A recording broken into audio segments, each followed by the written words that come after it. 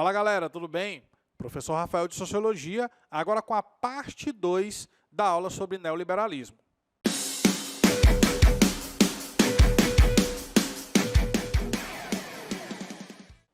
E a gente começa falando sobre a importância dos economistas da escola austríaca, Ludwig von Mises e Friedrich Hayek.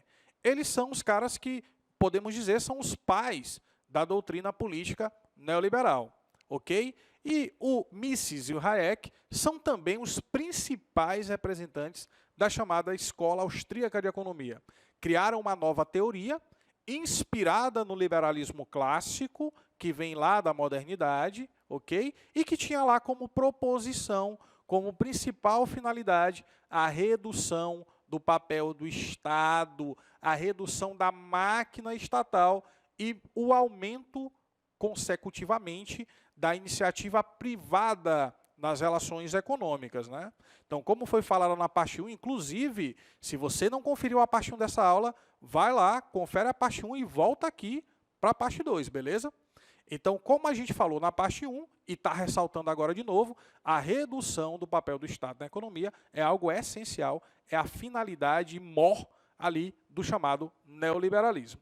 Mais tarde, algum tempo depois, surgiu uma outra escola econômica que foi muito importante para a consolidação do pensamento neoliberal, chamada Escola Monetária de Chicago, ou simplesmente Escola de Chicago, que também era uma instituição liberal, né, um pensamento voltado ali para o liberalismo clássico, tanto economicamente quanto politicamente, e entrou na história do neoliberalismo com as teorias de dois economistas, Milton Friedman e Georg Stigler. É claro que não são só eles, mas foram os principais, Stigler e também Friedman, ok?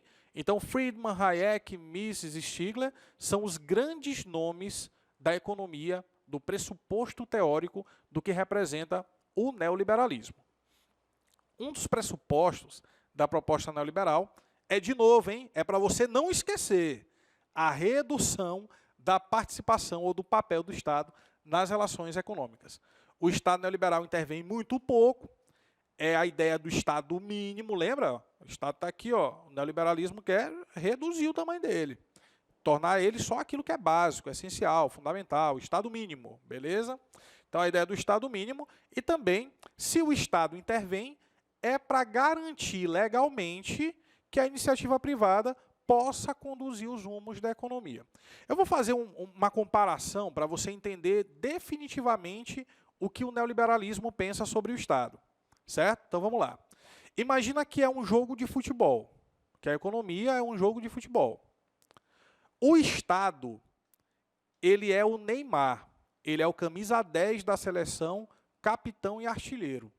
Ele é o cara que conduz a partida, é o craque do jogo. O que o neoliberalismo quer? Ele quer transformar o Neymar no juiz.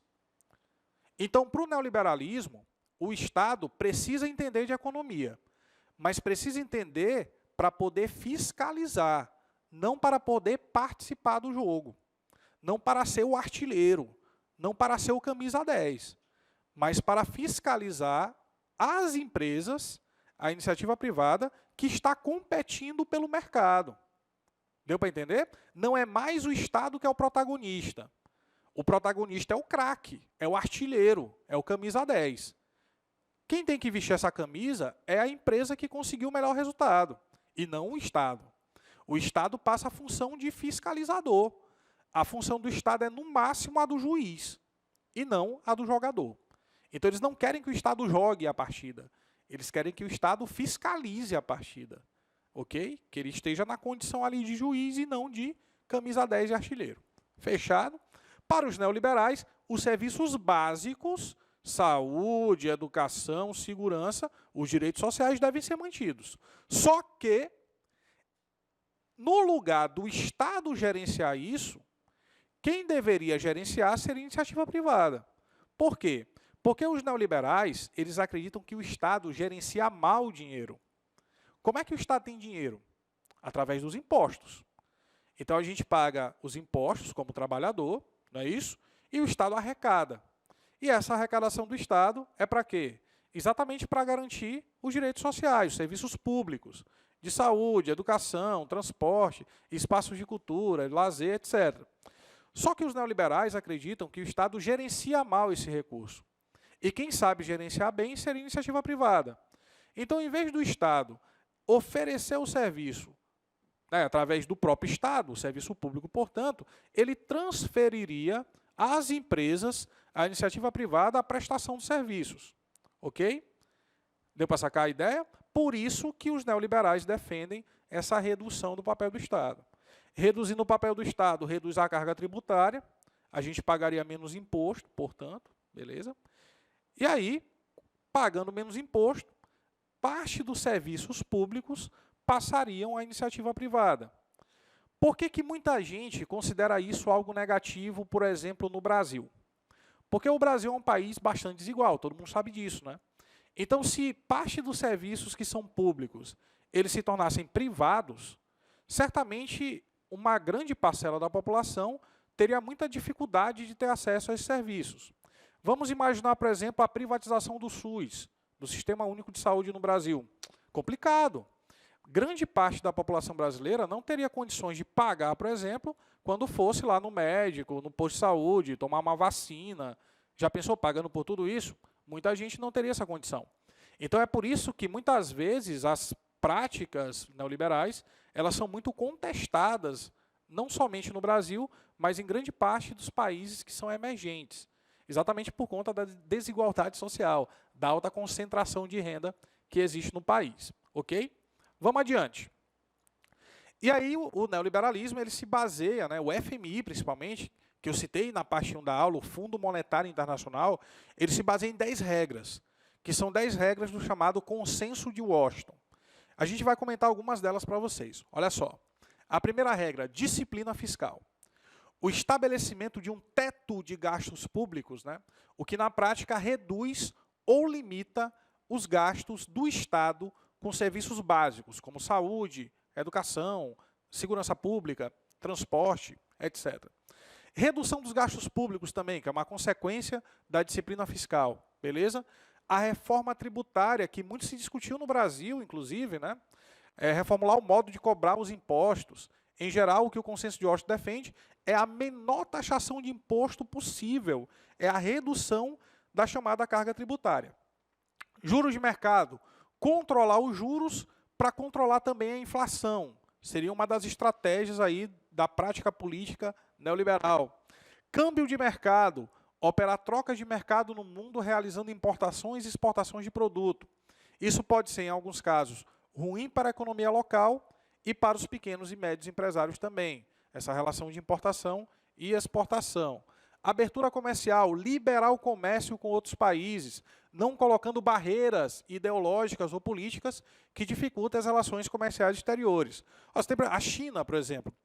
Os dois principais parceiros econômicos do Brasil são a China e os Estados Unidos, que são países ideologicamente contrários, opostos, né?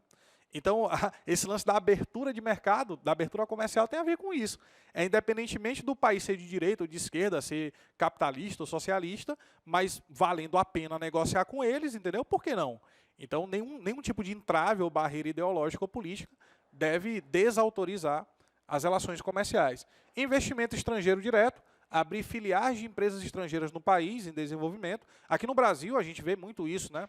As redes de fast food, McDonald's, Burger King, as multinacionais de diversos setores, do setor de telefonia, a TIM, por exemplo.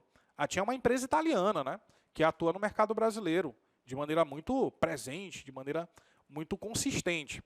Privatização de empresas estatais, privatização de parte dos serviços públicos, que são de responsabilidade do Estado. Aqui no Brasil, a telefonia, acabei de citar o exemplo da TIM, ela foi privatizada na década de 90, no governo Fernando Henrique Cardoso, por exemplo. Assim como outros setores também. O pessoal discute hoje, na verdade já faz algum tempo, a privatização dos Correios, a privatização da Petrobras, entendeu? Então, é esse tipo de política que é defendido pelo neoliberalismo. A desregulamentação, a flexibilização de leis trabalhistas, conforme aconteceu na reforma trabalhista há algum tempo, né, aqui no Brasil também. E, por último, o direito à propriedade intelectual para garantir aos autores de uma obra intelectual, científica, filosófica ou artística o direito de receber pela reprodução daquela obra. É parte também da valorização do direito de propriedade. Dito isso, encerramos mais uma aula, dessa vez sobre neoliberalismo, capitalismo e globalização. Fiquem atentos para as questões comentadas, o vídeo 3 dessa aula. Beleza? Espero que tenham entendido e a gente se vê numa próxima. Tchau!